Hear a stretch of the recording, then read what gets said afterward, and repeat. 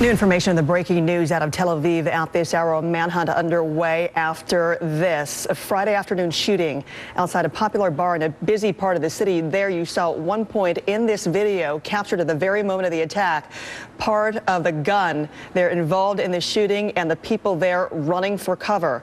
We know at least there it is, the gun on the right side there from that window.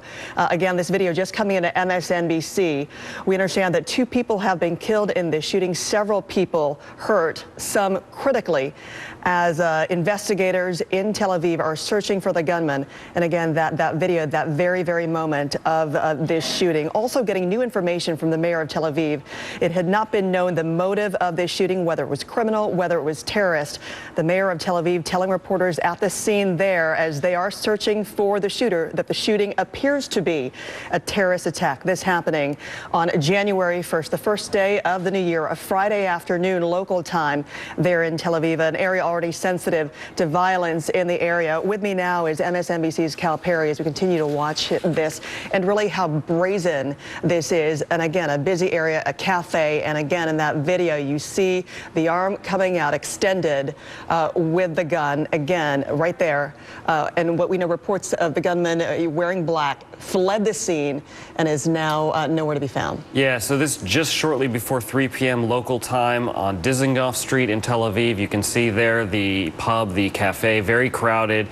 Shortly after that moment, the gunman took off down the street, according to Israeli police, and down a side alley. And that is why we are now seeing hundreds of Israeli anti-terror police going house to house, apartment by apartment in Tel Aviv looking for the gunman. As you said, the mayor of Tel Aviv has called this a terrorist attack. We are going to have to wait and hear from officials higher in the Israeli government, because if this was a terror attack, it will certainly be seen as an escalation. The back and forth violence we've seen recently has not been brazen like this. It has been more low-grade conflict. But again, certainly a terrifying attack. But how it's labeled by Israeli officials will be very important going forward, not only to people across Israel, but certainly for the Palestinians living in the West Bank and Gaza. Alarming on several fronts there, knowing that the gunman is out there. So certainly a community, a public on edge, knowing that they haven't found him. Also, the mayor saying that this is a terrorist attack. And the questions, did he act alone? Did he act with the help of others? And if so, are there others still out there as well? And how did he get away so quickly? That's going to be one of the things that the Israeli officials are going to be looking at, because it would indicate that he did have help. The Israelis, again, and we've been saying this throughout the morning, are very good at this. Unfortunately, they've dealt with this a lot, so they're good at shutting down parts of the city and doing these house-to-house searches. They will also, I'm quite sure, increase security along those checkpoints in the West Bank in the chance that this was a Palestinian terrorist. They will not want that person being able to get anywhere. But in any situation, when there is a gunman and there's a gunman on the loose and there's a search for him, it's very sensitive, especially with the media coverage locally, globally, and not tipping off this person as far as the investigators and law enforcement strategy in trying to find him. And Israeli television is being very careful not to broadcast live pictures from any sort of single location in Tel Aviv as these searches sort of continue, because as you're alluding to, you would not want that gunman to flip on the TV and have any indication of what's going on with these searches. Now, this, as MSNBC is getting this new video, is on the left side of your screen there, showing the moment of that attack in Tel Aviv. On the right of the window, you will see the armed man with a gun lifting it up right there, shooting as the people inside, the customers, patrons inside the restaurant flee. So far, 2 people dead, several people injured, as many as 7 others critically injured as well. That gunman on the loose in a massive manhunt going on the streets of Tel Aviv. We'll continue to follow this here on MSNBC, but for now we'll take a quick break and we'll come back right after. Welcome to MSNBC Live. Good to be with you on this New Year's Day. I'm Francis Rivera, and we begin this hour with breaking news out of Tel Aviv, where a manhunt is underway for a gunman who opened fire just outside a popular bar, killing at least 2 people and injuring several more. This is video that you're seeing now. It just came into our newsroom, showing the very moment it all went down. And also the latest development, the mayor of Tel Aviv saying that this is a terrorist attack. NBC's Chapman Bell is in our London bureau, along with Cal Perry, MSNBC's senior editor for video and digital content, who joins me here in studio. Chapman, we'll begin with you. And what more is the mayor saying as he's made this announcement that he believes that this is a terrorist attack?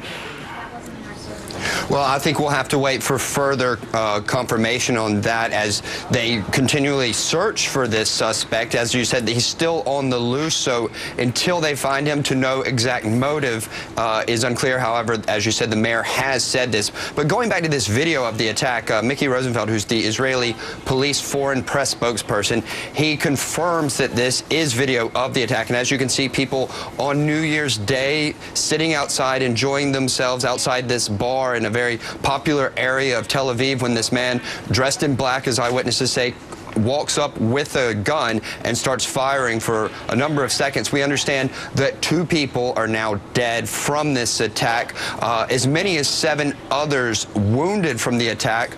2 of them are said to be in serious condition. But the police spokesman there saying that there's a widespread police manhunt for this attacker. They're combing the neighborhoods around central Tel Aviv, trying to locate this attacker so that they can find out more information potentially, or just confirm that the neighborhood is safe. There's, you know, they have specialist units out there, hundreds of police combing the streets, going door to door, trying to locate this person who is, you know, clearly in this video shooting what appears to be indiscriminately at these people dining outside of a bar in Tel Aviv. You know, as you know, Tel Aviv and Israel are not, they're almost used to I guess, terror attacks. However, we need to first confirm that this is a terrorist incident, although the mayor calling it that. We'll wait and see what more authorities say as more information comes out and as they continue their search for this suspect. Francis. All right, Chapman Bell, thanks for that report.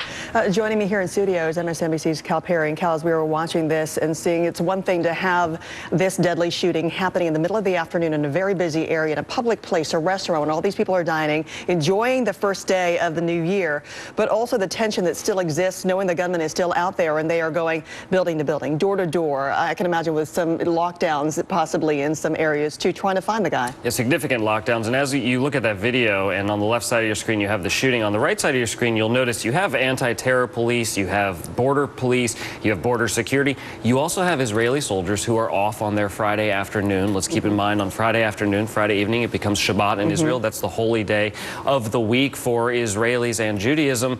So people would have been out on this very busy street. These cafes would have been packed. That will help with this search. That will actually help the Israeli officials carry out this search, because you will have, again, off-duty members of the Israeli army there on the scene already. Again, we have the mayor sort of telling the local media that this looks to be a terror attack. He's gone back and forth on this. We want to stress to our viewers, very early. Very early. And they don't have the gunman yet. So much more will be known the moment that gunman is located. And again, it's very important how the Israeli government classifies this. If they call it a terror attack, it'll be seen as an escalation. And that's what I'm curious about. So the mayor, you would think, would know that and would be sensitive. And again, we don't know what evidence that he's been presented. We don't know what he knows, some details that we, the press, the public, know at this point. But I would think they would be very cautious, given the fact that we're just a few hours in from this shooting with the gunman still out there, in classifying it as a terrorist attack. They are being very cautious. The Israeli government is being incredibly cautious at how they phrase this, about how they present it. The mayor of Tel Aviv, frankly, has a couple of dozen TV cameras in his face and very aggressive reporters. And he's been going back and forth. What he's been saying to the local media is he wants everyone to be alert, to stay on alert. He doesn't want to rule anything out. And that makes sense in the early hours of this investigation. But again, we have to be very clear how we classify this. We do not know if this was terror-related or if this was some domestic incident of violence. Or even just, you know, a criminal attack for whatever reason. As we delve into this, also knowing that you have an area where people are on edge, they're looking around, because violence is kind of something that they've seen repeatedly over and over again, but not necessarily something like this, not necessarily something as brazen with a gun. We've seen it with, you know, with knives as weapons and other things. But talk a little bit about how this may be different from other attacks we've seen in the past. So in recent months, what we've seen in the Israeli-Palestinian conflict is a low-grade violent conflict. The Palestinians have been lashing out at Israeli security forces using knives, especially in the West Bank, using cars to ram security checkpoints. We have not seen these kind of brazen attacks in recent months. Suicide bombings seem to have become partly a thing of the past for Israelis. A lot of that, people are saying, is a credit to that security fence, which Palestinians, of course, for their part, declare a humanitarian nightmare. So this is unusual for Tel Aviv now. Certainly during the Second Intifada in previous years, this would have been a part of daily life. But if this is terror-related, and again, I think that's why the Israeli officials are being so careful not to call it terrorism right off the bat, this will have huge implications in the Israeli-Palestinian conflict. It will be seen as an escalation, and more than that, the Israeli public will demand that the Israeli government do something, and that's when we enter back into this tit-for-tat. And the whole retaliation that may come as a result. But when we talk about this, what can be said about this gunman firing? As we've seen in that video, 2 people killed, multiple other people, several other people, as many as 7 injured, some critically, and those customers in there are just ducking, fearing for their life as they realize what's actually happening. And then this gunman runs. He flees. He takes off running down an alley very quickly. Unclear if he had help. That's going to be very, very key to this investigation, whether anyone assisted him in getting away. And the fact that they have not found him yet is a little bit surprising. Again, the Israelis are very, very good at this. They've been through this before. Their security forces are well trained to react very quickly, to cordon off an area, shut it down, go house to house, and that's what they're doing. And I think your point on this is key. In the age of social media, it's 2016 now. The way that the local Israeli media covers this is going to be very important, not to give anything away. Not to give anything away, not to tip off the gunman as far as where police are looking. That may help them.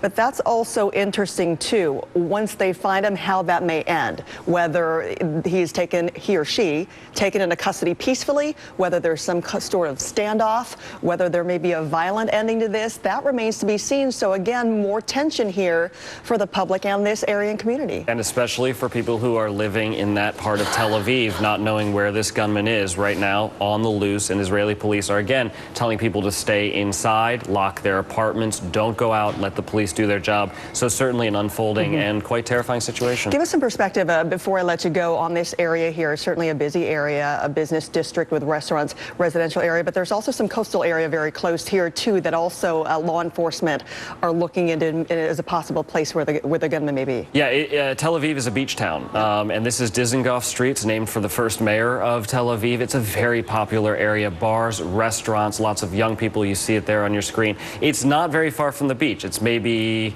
I would say, a quarter of a mile from the beach. And this is what attracts young people in Israel on a Friday afternoon. This is where they go and they congregate because it's a vibrant scene in Israel. This is where young people go and hang out. So the timing, the location of the attack, very key, very interesting, especially on a Friday afternoon. We shouldn't forget that. And certainly the Israeli media is leading with that. This attack happening just before Shabbat. Right. And the work for police to make sure that the area is secure. There wasn't any bombs left, backpacks, anything, as well as anybody who may have been helping this gunman. And you see that on the right side of your screen, the forensic teams, yes.